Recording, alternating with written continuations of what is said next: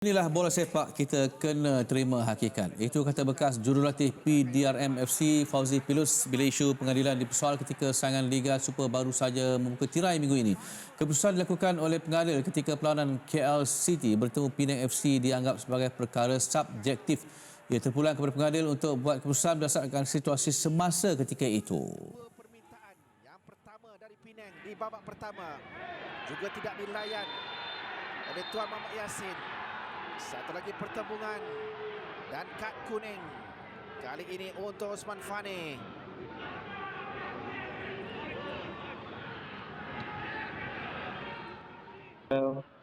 Yang mungkin boleh diperbaiki dari aspek interpretasi tersebut, mana seseorang pengadil dapat menilai segala momen yang very crucial dan kritikal, especially bila berada di dalam penalty box untuk memungkinkan satu keputusan yang memihak kepada pihak yang menyerang. Perkara ini kita tak boleh biarkan. Kita tak boleh biarkan sebab apa? The expectation is very high.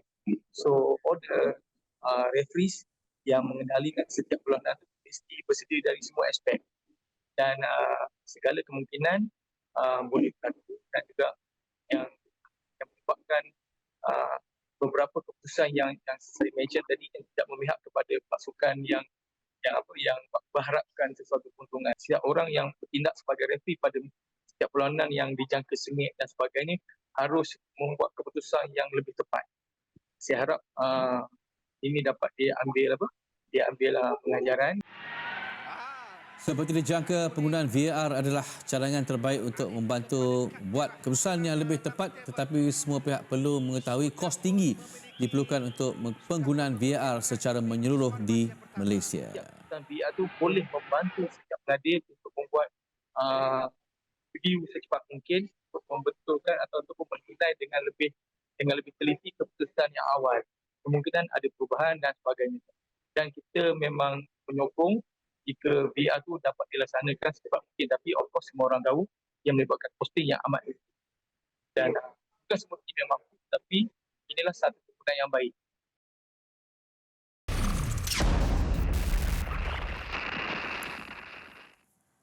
Baiklah, kita bersama dengan bekas pemain kebangsaan yang juga merupakan pemerhati bola sepak yang begitu ternama ya di Malaysia. Pengulas. Diperhati bolanya. Ya, diperhati je dia diulas. Baik, alhamdulillah. Oh, main sibuk ni sampai hujung musim Betul. Kesana ke sini lah. Utara, selatan, timur, barat. Semua satu Malaysia. Satu Malaysia dia pusing. Okey, tadi dalam laporan tadi mengatakan bahawa keputusan pengadil tu adalah agak subjektif ya. Macam-macam reaksi kita dapat daripada peminat yang menyaksikan pertemuan di antara KL City dan juga Penang. Pandangan Mawi sendiri macam mana? First game. Okey, saya tambah first game dah panas dah kita ni.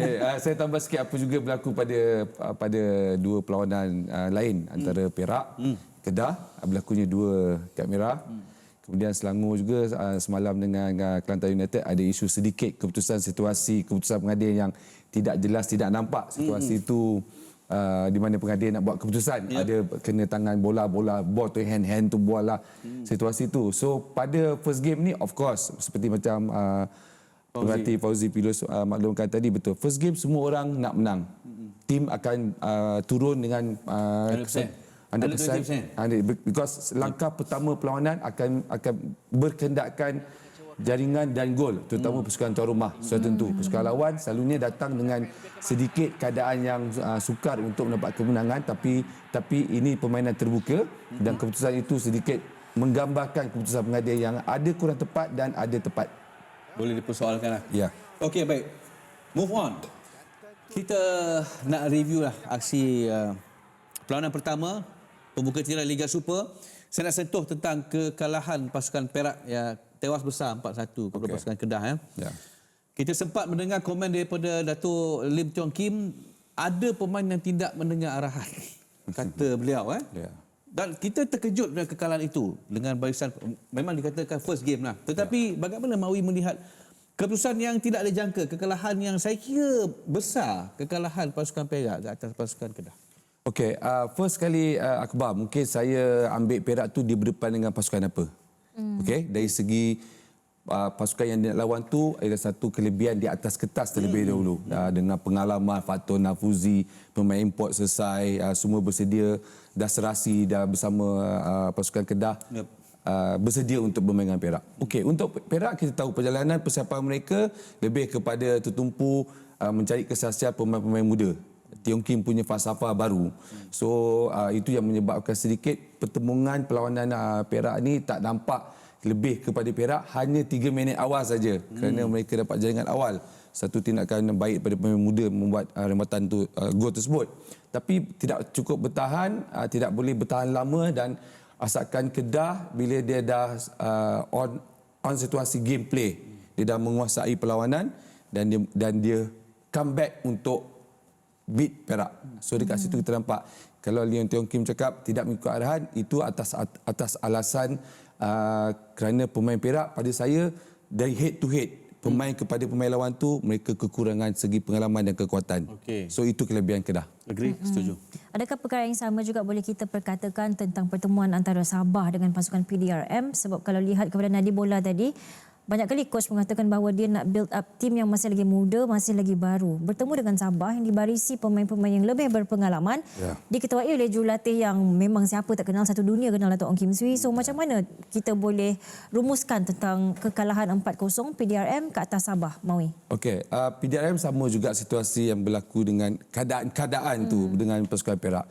Tak menafikan walaupun PDRM pada perlawanan tersebut dia ada attack on goal ataupun attack to attack for the target, saya ingat ada 4-5. Okey, quite good daripada berbeza sikit daripada Perak. Tetapi untuk PDRM, sekali lagi, tadi dah yang ada maklum, kekalahan, kekuatan pasukan tak boleh bersaing dengan head to head pemain pengalaman dan kekuatan pasukan Sabah. Itu kita lihat.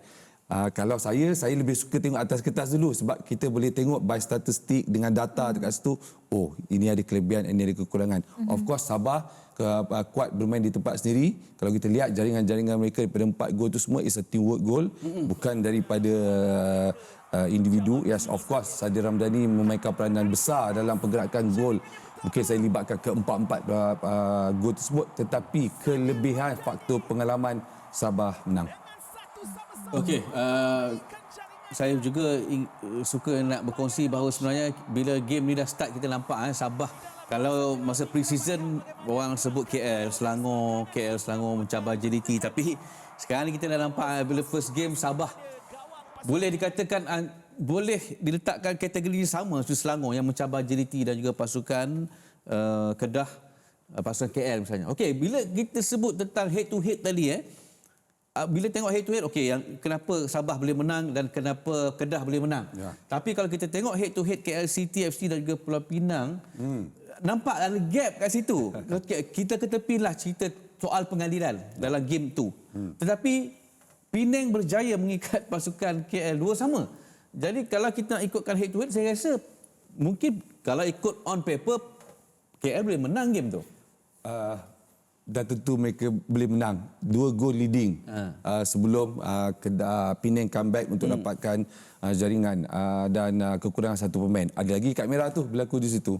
Okey, tetapi pada saya betul, saya setuju perlawanan ni seimbang sebenarnya, Akbar. Kita tahu Paulo Josue dapat kerakyatan, dia advantage dia as a local player, 2 gol, 1 gol come from the free kick yang paling cantik. Saya dah pilih, sebenarnya saya ada buat sedikit statistik, best goal lah. ada best goal, minit ke berapa post week punya ni, macam mana pergerakan gol. Okey, so dekat situ kita dapat lihat sekali lagi faktor pasukan tuan rumah ada kelebihan, mana-mana perlawanan pun itu memang kita letakkan di situ.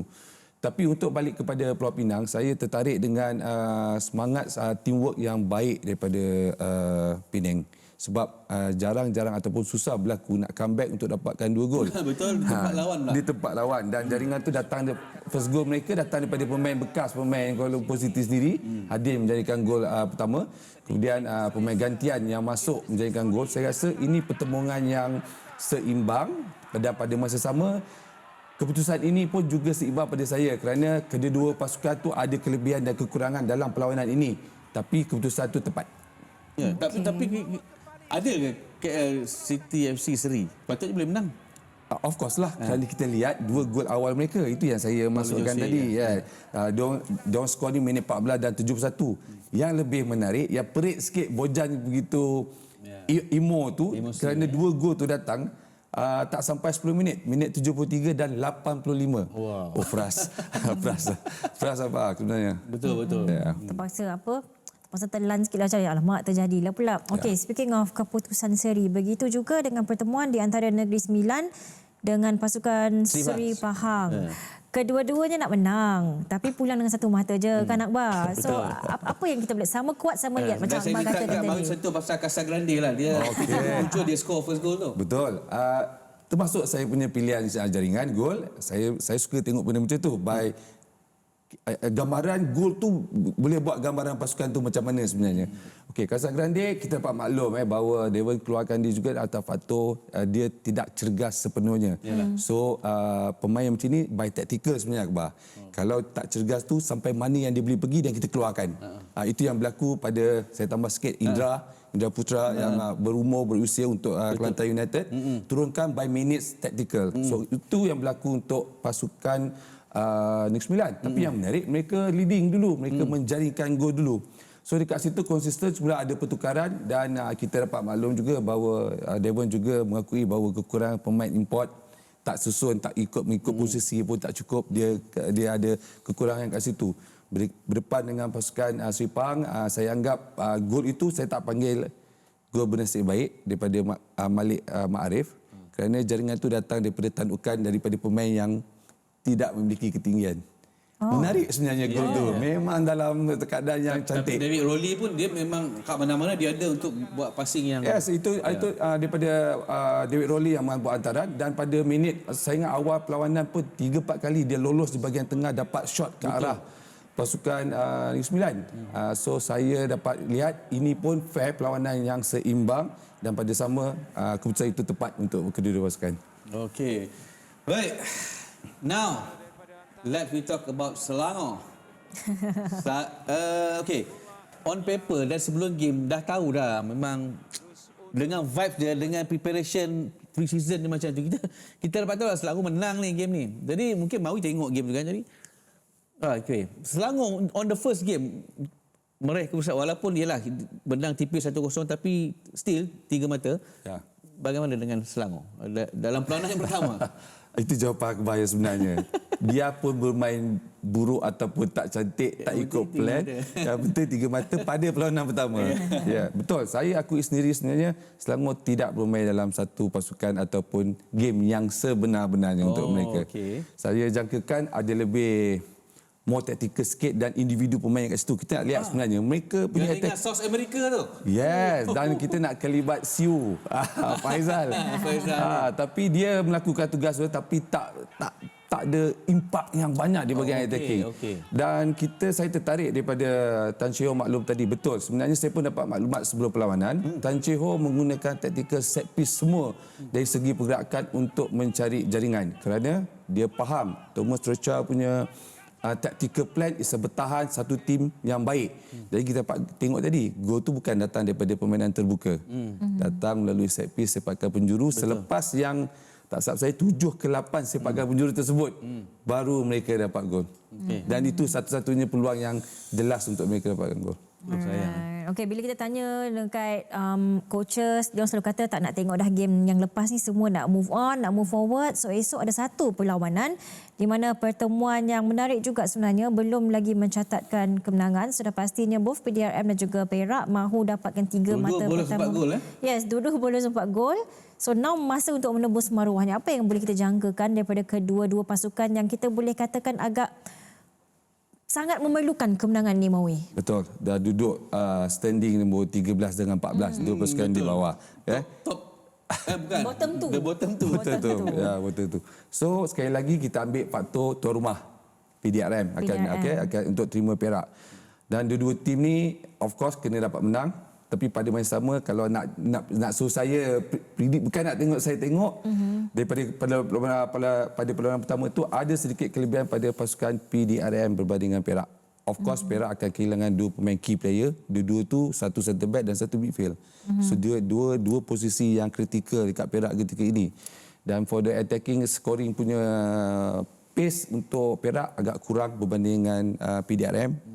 Ketika lawan Sabah mereka ada yang saya kata tadi on target 4 ke 5 attack yang ke dalam ke arah gol. Jadi ada kelebihan untuk dua tim terbawah ini punya standard ataupun situasi sekarang. So saya jangkakan peluang ni macam kita cakap tadi, tak perlu main cantik ataupun nak tactical banyak kan. Asal menang. Asal menang dulu. menang. Ya. Okey, baik. Banyak saya nak tanya sebenarnya, Mawi. Kita nak tengok apakah akan ada kejutan di minggu yang kedua ataupun perlawanan yang kedua. Tapi tak apa pun, terima kasih Asmawi Bakir. Selamat bertugas demi Liga kita. Demi Liga kita. Yang kita akan bawakan secara langsung banyak aksi-aksi Liga Super Terima kasih. Baik. Sekali lagi, Mawi.